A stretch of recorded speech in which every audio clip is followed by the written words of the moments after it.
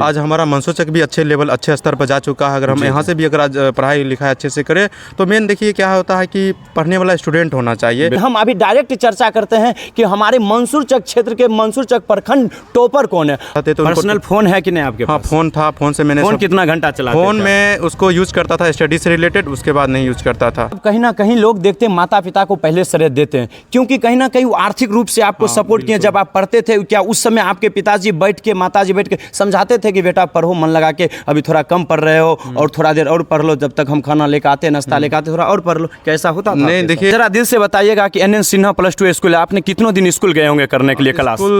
हम भारतवंश से आप देख रहे हैं एक नज़र इंडिया। चलिए, आप लोग को पता ही है कि बिहार बोर्ड का 12th का एग्जाम का परीक्षा का जो रिजल्ट था वो जारी हुआ है। जारी के साथ साथ हर लोगों को मन में है कि टॉपर कौन है, टॉपर कौन है, लेकिन अपने अपने क्षेत्र के टॉपर के बारे में हर लोग जानना चाहते हैं कि हमारे घर वाले क्या क्या, हमारे गांव वाले क्या क्या, हमारे समाज के जो प्रखंड है, प्रखंड में विधानसभा में जिले टॉपर कौन है, सबको मन में रहता है। लेकिन हम अभी डायरेक्ट चर्चा करते हैं कि हमारे मंसूरचक क्षेत्र के मंसूरचक प्रखंड टॉपर कौन है। हमारे साथ जो चेहरा दिखाई दे रहे हैं कहीं ना कहीं साइंस टॉपर मंसूरचक प्रखंड के साइंस टॉपर है। सबसे पहले इनका तो एक नज़र इंडिया में बहुत बहुत स्वागत है। धन्यवाद आपका भी सर। तो आपका कितना नंबर आया है? मेरा इस बार इंटरमीडिएट एग्जाम में 453 नंबर आया। 453 नंबर आया है। तो आप प्रखंड टॉपर हैं, आपको कैसा लग रहा है? प्रखंड टॉपर बन चुके हैं, खासकर आपके अंदर से कैसा फील हो रहा है? बहुत अच्छा लग रहा है। इससे भी पहले हम टॉपर रह चुके हैं तो, और उससे बेहतर इस बार भी है तो बहुत अच्छा लग रहा है अपने आप में भी। उससे पहले आप 10वें क्लास में भी टॉपर रह चुके हैं ना? जी, उस समय भी थे। कहीं ना कहीं आप पहले से ही पढ़ने में आप पूरा जी जान लगा के पढ़ रहे हैं ना? जी, बस शिक्षक लोग का जो मार्गदर्शक कर रहे हैं और अपना कुछ जो कि आप मैट्रिक में जब टॉपर किए थे तो उस समय आपके पेरेंट्स लोग जरूर कहते हैं कि मेरा बेटा पढ़ने में तेज है, अच्छा खासा नंबर लाया और प्रखंड टॉपर है, तो इसे क्यों ना दिल्ली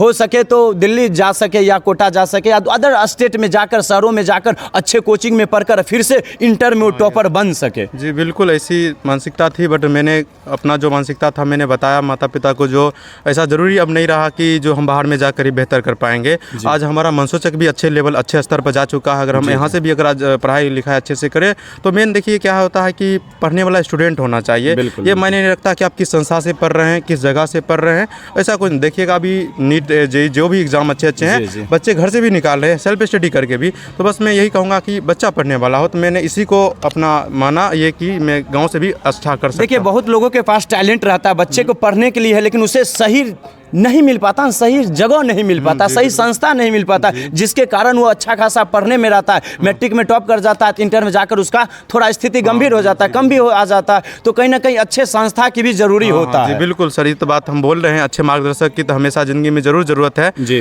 तो ऐसे ही क्या, तो हम तो यहाँ ऐसा नहीं है कि पूरे सेल्फ स्टडी पे रहे थे, कोचिंग से जुड़े रहे थे। वहाँ के जो शिक्षक थे वो हमें मार्गदर्शित करते थे और अपना जो है उनसे। कौन सा विद्यालय से हैं? आपका नाम कौन सा? मेरा विद्यालय मंसूरचक प्रखंड के एक फेमस स्कूल है NN सिन्हा +2 हाई स्कूल, वहाँ से हैं। आप जरा दिल से बताइएगा कि NN सिन्हा +2 स्कूल है, आपने कितनों दिन स्कूल गए होंगे करने के लिए क्लास? स्कूल के पाठक जी के नियम के अनुसार जब हमारा विद्यालय आरंभ हुआ तो मैंने जब तक विद्यालय चली हम गए, विद्यालय पढ़े वहाँ। तो वहाँ के शिक्षक पढ़ाते थे? जिस समय हम पढ़ते थे उस समय क्या था कि सर 11th 12th में शिक्षक उतना नहीं थे, तो जिसके कारण उस समय तो नहीं पढ़ाई हो सके। लेकिन वर्तमान स्थिति जहाँ तक मुझे पता है अब अभी अच्छी बेटर जो नए BPSC के थ्रू जो आए हैं उसके थ्रू अब अच्छी पढ़ाई हो रही है। प्राइवेट कोचिंग भी आप पढ़ते थे? प्राइवेट कोचिंग यही हम JMS पढ़ते थे, प्राइवेट कोचिंग वहाँ। जी, GMS में पढ़ते? यस जी। तो कहीं ना कहीं आप GMS कोचिंग नहीं पढ़ते और डायरेक्ट सरकारी स्कूल में, क्योंकि अभी नाम कहीं ना कहीं सरकारी स्कूल का हो रहा है, आपका दाखिला सरकारी स्कूल में था NN सिन्हा +2 हाई स्कूल का, तो कहीं ना NN सिन्हा +2 स्कूल मंसूरचक प्रखंड में, मंसूरचक प्रखंड टॉपर हैं आप। जी बिल्कुल। तो आप सरकारी स्कूल जाके क्या ये इतना नंबर ला पाते हैं आप? जी, अगर सर बोलूँ मैं तो जैसे कि जिस स्थिति में मैं पढ़ा, जिस समय NN सिन्हा का देखा था उस समय तो इतना बेहतर नहीं कर पाता, लेकिन वर्तमान स्थिति से मुझे लगता है अगर बच्चे में पढ़ने की अगर इच्छा हो और अच्छा से पढ़े तो सरकारी स्कूल से भी बेहतर कर पाएगा। लेकिन मैंने तो कोचिंग से ही बेटर किया है, और क्योंकि उस समय उतना फैसिलिटी नहीं था। लेकिन अगर क्या है कि सर सरकारी सिस्टम में क्या देखिएगा तो कोई ज़रूरी नहीं है अच्छा टीचर हैं, बट वहाँ का सिस्टम एक क्या होता है कि लाइफ में एक डिसिप्लिन की भी ज़रूरत होती है। वहाँ बिल्कुल अच्छी पढ़ाई होती होगी, बट क्या है कि आप कोचिंग में रहिएगा, एक प्राइवेट संस्था होती होगी। आप जैसे बताया, आपके रीजन में क्या हो रहा था, हम आपसे ये सवाल कर रहे हैं कि आप अगर कोचिंग नहीं पढ़ते, प्राइवेट कोचिंग नहीं पढ़ते, सबसे पहले आप बता दीजिए आपके माता पिता करते क्या है? मेरे पिताजी एक सिंपली किसान हैं, नॉर्मल किसान। मेरी माताजी गृहिणी है।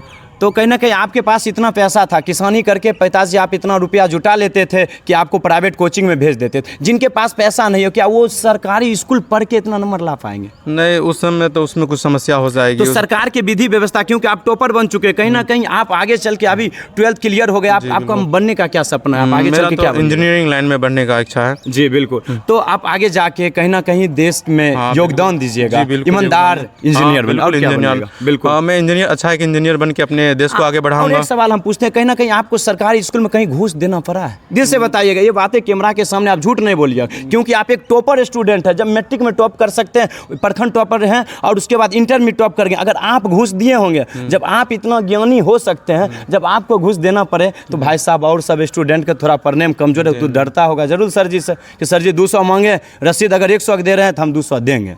एक सवाल भी नहीं करते होंगे कि 200 आप काहे ले रहे हैं, रसीद 100 दे रहे हैं? नहीं, मुझे तो ऐसा सामना नहीं करना पड़ा। प्रैक्टिकल में रुपया लगा होगा? नहीं, इस बार प्रैक्टिकल में रुपया नहीं लगा था।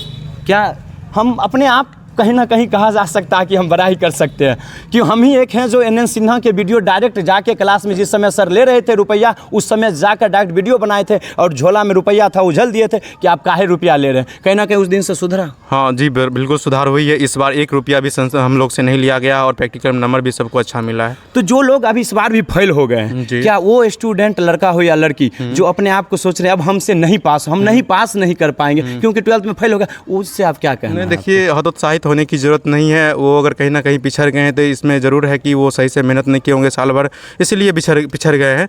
तो मैं उनको यही सलाह दूंगा कि आप फिर से सर से जुड़े और अच्छे से मेहनत करें साल भर, और फिर से बेहतर कर सकते हैं। क्योंकि बहुत साधारण छात्र अच्छा कर पा रहे हैं। हम लोग भी एक साधारण सा समय होता था कि हम लोग भी साधारण छात्र थे। उस समय से फिर क्या हुआ, लगातार मेहनत करते गए तो फिर आज है। तो आपको लगता था कि हम प्रखंड टॉपर कर जाएंगे? हाँ, बिल्कुल लगता था, क्योंकि मैंने जिस अनुसार मेहनत किया था, जिस अनुसार मैंने बोर्ड में लिखा था, उस अनुसार मुझे लगता था मैं प्रखंड टॉपर करूँगा। प्रखंड टॉपर ही बनेगा? आपको नहीं लगता? मुझे तो बेहतर था, इससे बेहतर कर पाऊंगा, बट मेरा इतना भी है तो जितना है मैं उस पर सेटिस्फाइड हूँ। सबसे ज़्यादा कौन सा सब्जेक्ट में आपका नंबर? सबसे ज़्यादा है 98 मैथमेटिक्स में है जी। और एक्स्ट्रा मतलब मैथमेटिक्स में? मेरा मेन था मैथमेटिक्स में। तो मतलब एक्स्ट्रा में भी कुछ नहीं था? हाँ, एक्स्ट्रा में बायोलॉजी था मेरा। उसमें कितना नंबर है? उसमें वही 61 मार्क्स है। चलिए, कहीं ना कहीं इस सब का श्रेय जो इतना नंबर आया किनको देना चाहिएगा? तो इसका श्रेय मैं तो सबसे पहले अपने माता पिता का दूंगा, क्योंकि वो हर परिस्थिति में मेरा साथ दिए हैं। और उसके बाद मेरे जो JMS संस्था की जितने भी टीम है, उसका बहुत अहम भूमिका रही है मुझे यहाँ तक लाने में। चलिए, बिल्कुल। आप कहीं ना कहीं लोग देखते हैं माता पिता को पहले श्रेय देते हैं, क्योंकि कहीं ना कहीं वो आर्थिक रूप से आपको सपोर्ट किए। जब आप पढ़ते थे, क्या उस समय आपके पिताजी बैठ के, माताजी बैठ के समझाते थे कि बेटा पढ़ो, मन लगा के, अभी थोड़ा कम पढ़ रहे हो और थोड़ा देर और पढ़ लो, जब तक हम खाना लेकर आते, नाश्ता लेकर आते, थोड़ा और पढ़ लो? कैसा होता था? नहीं, देखिए, दरअसल क्या है कि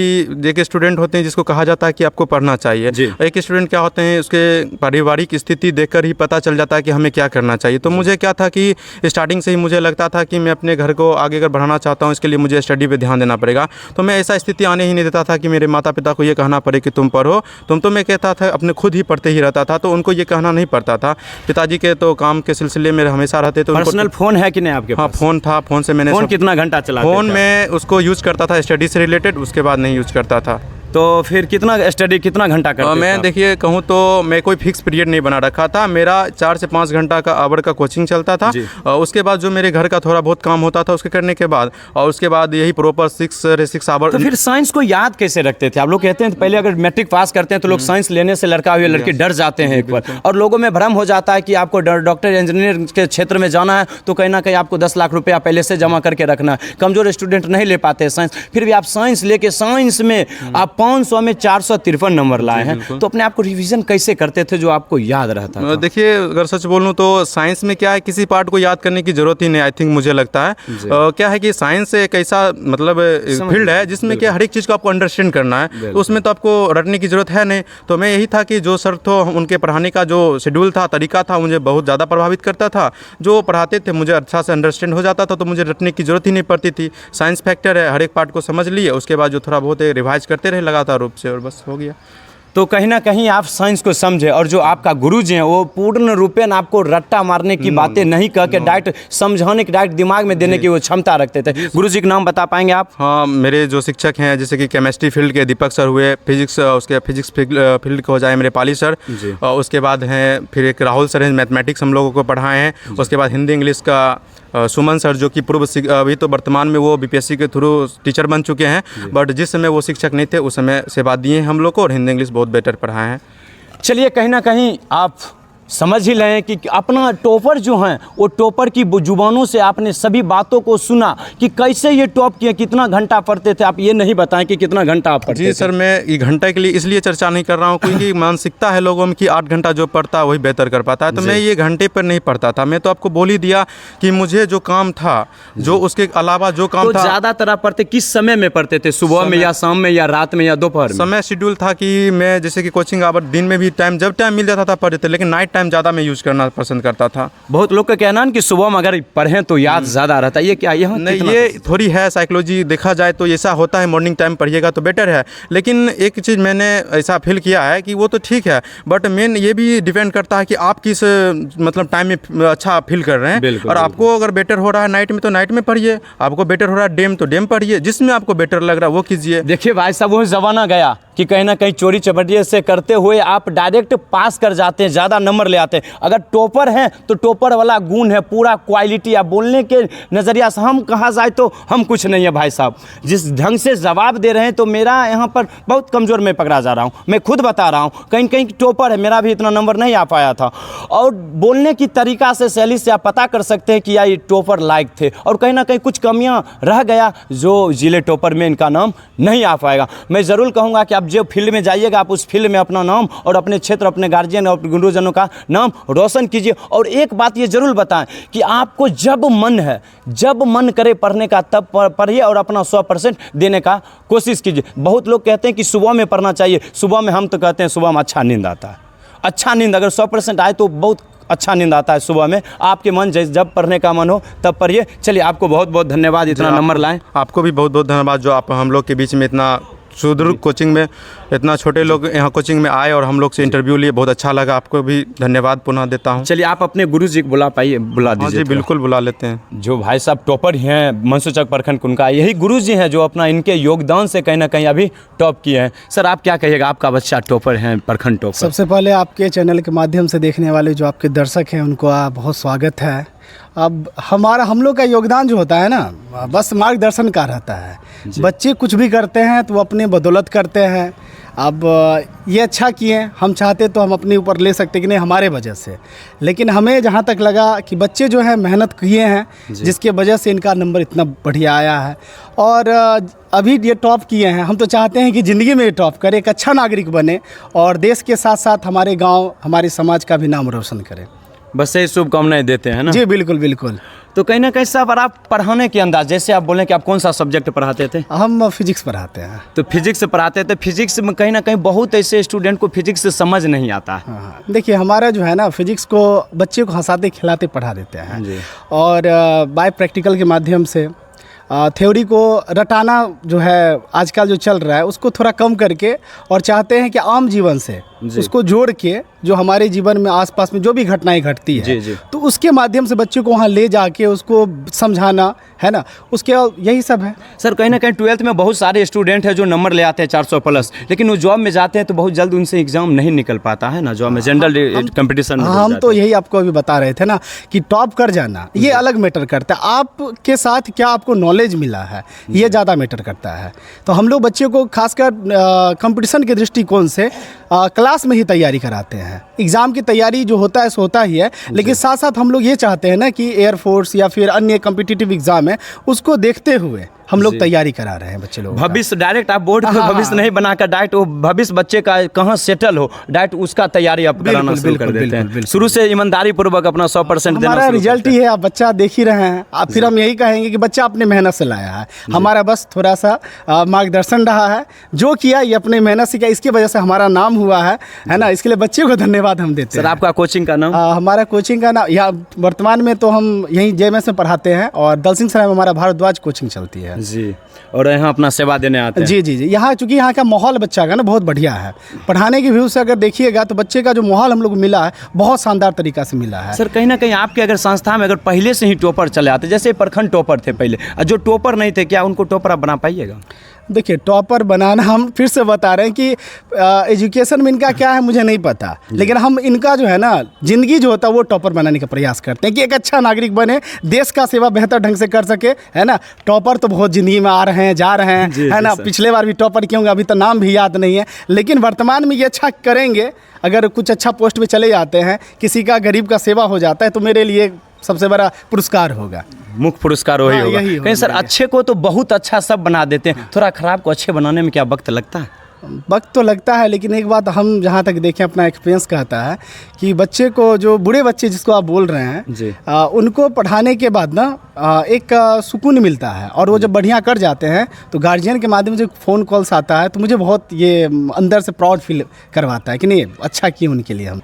सर आप केमिस्ट्री पढ़ाए हैं, तो केमिस्ट्री पढ़ाने का क्या अंदाज़ आपका रहता है? देखिए केमिस्ट्री ऐसे बच्चों का जहाँ तक हम देखने को मिलता है, क्लास 10th से पढ़ के आते हैं, तो वहाँ पे जो पढ़ाई जाती है वहाँ पे एक साइंस होती है, उसमें फिजिक्स केमिस्ट्री बायो तीनों होता है। जी, जी। बच्चा तैयारी एक साइंस के व्यू से करता है, वहाँ पे बच्चा को ये पता भी नहीं होता है ज़्यादातर बच्चों को कौन सा फिजिकल है, कौन सा ऑर्गेनिक है और कौन सा इनऑर्गेनिक है। जो वो कंपटीशन में भी बैठे तो वहाँ पे उसको कोई परेशानी का ज़्यादा सामना ना करना पड़े, थोड़ा सा कम परेशानी में वो कंपटीशन को फाइट कर पाए।